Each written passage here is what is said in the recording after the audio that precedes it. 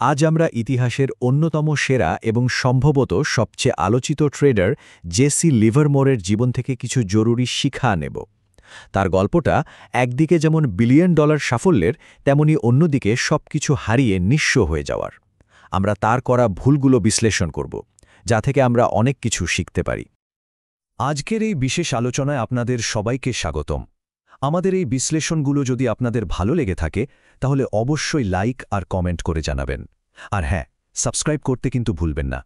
Latest analysis আর আপডেটের জন্য চাইলে আমাদের হোয়াটসঅ্যাপ গ্রুপেও জয়েন করতে পারেন। আপনাদের সাপোর্টে কিন্তু আমাদের এই ধরনের কাজ আরও বেশি করে করার উৎসাহ যোগায়। তো চলুন পরিচয় করিয়ে দেই। ইনি হলেন জেসি লিভারমোর। ভাবা যায় এমন একজন ট্রেডার যিনি শুধু একটা মার্কেট ক্র্যাশ থেকে আজকের হিসাবে বিলিয়ন ডলারেরও বেশি কামিয়েছিলেন। তাকে কিন্তু এমনি এমনি the great bear of Wall Street বলা হতো না। কিন্তু আসল প্রশ্নটা হলো, ট্রেডিংয়ের এত বড় একজন কিংবদন্তি, এত সফল একজন মানুষ কিভাবে বারবার দেউলিয়া হয়ে গেলেন, আর শেষ পর্যন্ত কেনই বা নিজের জীবনটা নিজেই শেষ করে দিলেন? এই যে এত বড় একটা কন্ট্রাডিকশন, এর মধ্যেই কিন্তু আমাদের সবার জন্য, বিশেষ করে যারা ট্রেড করি তাদের জন্য সবচেয়ে বড় শিক্ষাটা লুকিয়ে আছে। তো তার প্রথম এবং সবচেয়ে বড় ভুলটা কি ছিল? নিজের বানানো নিয়ম নিজেই ভেঙে ফেলা। একজন ট্রেডারের জন্য ডিসিপ্লিন বা শৃঙ্খলা যে কতটা জরুরি, সেটার সবচেয়ে বড় উদাহরণ শায়দ তার জীবন। ঘটনাটা ১৯৩৪ সালের। লিভারমোর তখন তুলার একটা ট্রেডে ফেঁসে গিয়েছিলেন। মানে লস হচ্ছিল, বেশ ভালোই লস। কিন্তু সমস্যা হলো, তিনি এতটাই একগুঁয়ে ছিলেন, তার মাথায় ঢুকে গিয়েছিল যে মার্কেট ঘুরবেই। আর এই আশায় তিনি লস বুক করে বের না হয়ে উল্টো ওই পজিশনটা ধরে বসে রইলেন। এখানেই দেখুন ব্যাপারটা। লিভারমোর কি করেছিলেন? লস হচ্ছে আর তিনি সেই লসের পজিশনে আরও টাকা ঢালছেন। এটাকে বলে অ্যাভারেজিং ডাউন। মানে দাম কমছে আর তিনি আরও কিনছেন এই আশায় যে গড় দাম কমে আসবে। কিন্তু একজন ডিসিপ্লিন ট্রেডারের কি করা উচিত? উচিত হলো শুরুতেই ছোট একটা লস মেনে নিয়ে পজিশন কেটে দেওয়া, যাতে ক্যাপিটালটা বেঁচে যায়। লিভারমোর করলেন ঠিক তার উল্টোটা। আর এই ধরনের সিচুয়েশন এড়ানোর জন্যই তো আছে স্টপ লস। ব্যাপারটা খুব সিম্পল। স্টপ লস হলো একটা প্রিসেট অর্ডার। মানে আপনি আগেই ঠিক করে দিচ্ছেন যে দাম একটা নির্দিষ্ট লেভেলে নেমে গেলে আপনার শেয়ারটা অটোমেটিক্যালি বিক্রি হয়ে যাবে। ঢাকা স্টক এক্সচেঞ্জে যারা ট্রেড করেন তাদের জন্য এটা একটা সেফটি নেটের মতো। মানে বড়সড় লোকসানের হাত থেকে বাঁচার সেরা উপায়। স্টপ লসের গুরুত্ব বোঝানোর জন্য একটা কথা আছে। কথাটা অসাধারণ। শেয়ার বাজারে যদি কোনো ঈশ্বর থাকে তাহলে সে হলো স্টপ লস। এর চেয়ে ভালোভাবে এর গুরুত্ব বোঝানো সম্ভব না। তাই মূল কথাটা হলো, যাই হয়ে যাক, স্টপ লস মাস্ট, ব্যবহার করতেই হবে। আচ্ছা, এবার আসি তার দ্বিতীয় ভুলে। এই ভুলটাও খুব কমন। প্রবাদটা তো আমরা সবাই জানি, সব ডিম এক ঝুড়িতে রাখতে নেই। ট্রেডিংয়ের ভাষায় যেটাকে বলে ডাইভার্সিফাই না করা। লিভারমোর নিজের ওপর, নিজের অ্যানালিসিসের ওপর এতটাই কনফিডেন্ট ছিলেন যে তিনি প্রায়ই তার সব টাকা পয়সা, সব ক্যাপিটাল মাত্র একটা বা দুটো ট্রেডে লাগিয়ে দিতেন।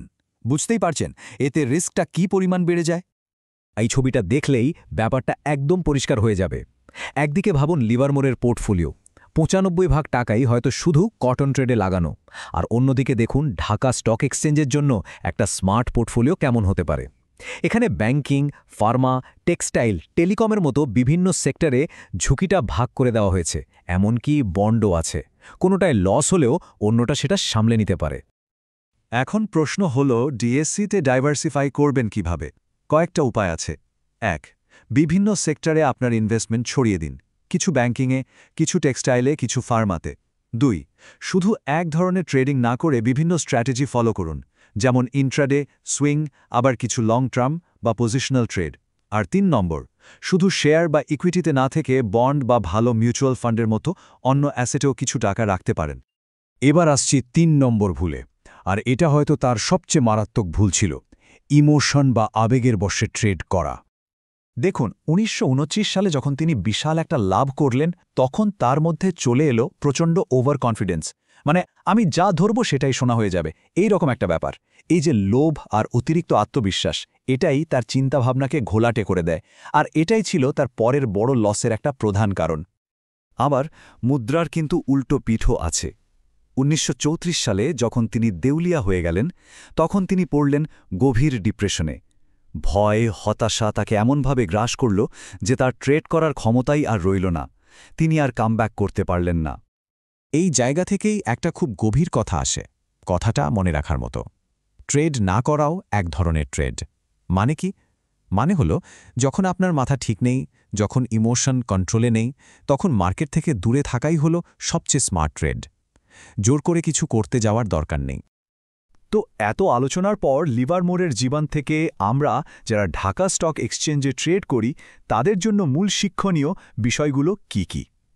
চলুন 3টা টাইমলেস লেসেন একবারে দেখে নিই। এটাকে আপনারা নিজেদের ট্রেডিং রুল বুকও বলতে পারেন। পয়েন্ট নাম্বার 1, সবসময় স্টপ লস ব্যবহার করুন, কোনো অজুহাত চলবে না। পয়েন্ট নাম্বার 2, নিজের পোর্টফোলিও ডাইভার্সিফাই করুন, ডিএসসির বিভিন্ন সেক্টরে ঝুঁকিটা ছড়িয়ে দিন। আর পয়েন্ট নাম্বার 3, নিজের ইমোশনকে কন্ট্রোল করুন, মাথা ঠান্ডা রেখে ট্রেড করুন, মন যা চাইছে তাই শুনে নয়। একটা কথা সবসময় মনে রাখা ভালো, সব ভুল নিজে করে শেখার মতো সময় বা সুযোগ কোনোটাই আমাদের জীবনে নেই।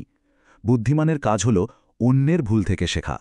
আর জেসি লিভারমোরের জীবনটা, তার ভুলগুলো আমাদের জন্য ঠিক সেই সুযোগটাই করে দিয়েছে। এটা একটা বিশাল শিক্ষা। আজকের আলোচনাটা শেষ করব একটা প্রশ্ন দিয়ে। একটু ঠান্ডা মাথায় ভেবে দেখুন তো, এই যে 3টে ভুলের কথা আমরা বললাম, এর মধ্যে কোনোটা কি আপনি নিজের অজান্তেই আপনার ট্রেডিংয়ে করে ফেলছেন? উত্তরটা কিন্তু আপনাকেই খুঁজে বের করতে হবে।